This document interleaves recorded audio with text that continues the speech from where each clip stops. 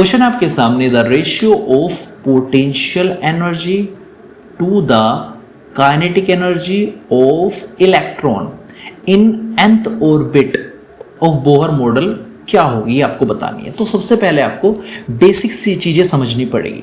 ये पोटेंशियल कहाँ से आई, ये काइनेटिक कहाँ से आई, बेसिक सारे कॉन्सेप्ट क्लियर कर दूंगा इस क्वेश्चन से रिलेटेड। देखो सबसे पहले समझिएगा बात। मान के चलिए एक न्यूक्लियस है और न्यूक्लियस के चारों ओर कौन घूम रहा है भाई साहब, इलेक्ट्रॉन घूम रहा है। ये रहा इलेक्ट्रॉन। इलेक्ट्रॉन पे चार्ज कितना होता है, ई होता है, और न्यूक्लियस पे होता है जेड ई। जेड क्या है, इसका एटॉमिक नंबर है। ये डिस्टेंस के बीच की मान के चलो स्मॉल आर है। तो यहाँ पर दो बातों का स्पेशली ध्यान रखना पड़ेगा। अगर मुझे पोटेंशियल एनर्जी निकालनी है, पोटेंशियल एनर्जी का सीधा सीधा फॉर्मूला होता है चैप्टर नंबर 2 से 1/4 pi epsilon not Q1 Q2 upon R। तो मैं वैल्यू पुट करूंगा यहाँ पे, तो ये हो जाएगा 1/4 पाई एप्सिलॉन नॉट। Q1 कितना है, पहला चार्ज कितना है, माइनस का E है, माइनस के साथ लेते हैं पोटेंशियल एनर्जी में, माइनस भी लेना है क्योंकि नेगेटिव का चार्ज है ना इलेक्ट्रॉन। और इस पे कितना, दूसरे पे जेड ई है न्यूक्लियस पे, इनके बीच की डिस्टेंस कितनी है, आर है। थोड़ा सा सोल्व करूंगा तो ये हो जाएगा 1/4 pi epsilon naught z e square upon r. तो ये तो पोटेंशियल एनर्जी आ गई। अब निकाल लेंगे काइनेटिक एनर्जी। अब काइनेटिक एनर्जी कैसे निकालते हैं उसका फंडा समझिएगा बड़े ध्यान से।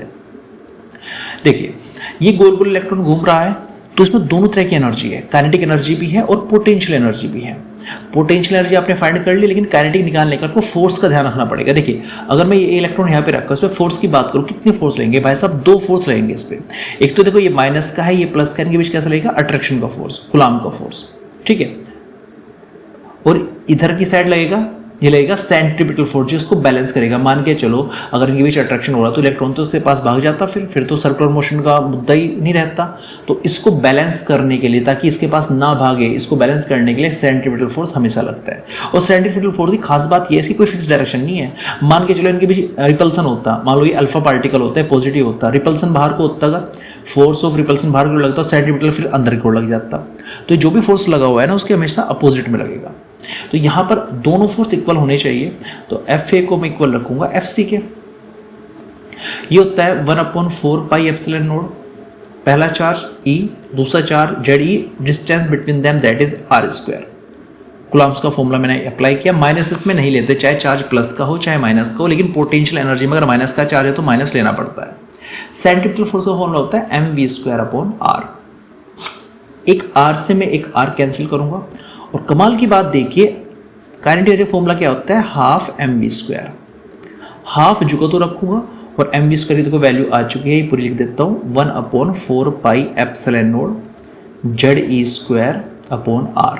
तो ये आ गया काइनेटिक एनर्जी। दोनों का मैं रेशियो फाइंड करूंगा, potential energy upon kinetic energy जैसे ही मैं करूंगा तो यहाँ पर ये हो जाएगा ऊपर -1/4 pi epsilon naught into z e square upon r. Upon में करूंगा काइनेटिक एनर्जी जो है 1/2 भी साथ में है, 4 pi epsilon naught into z e square upon are.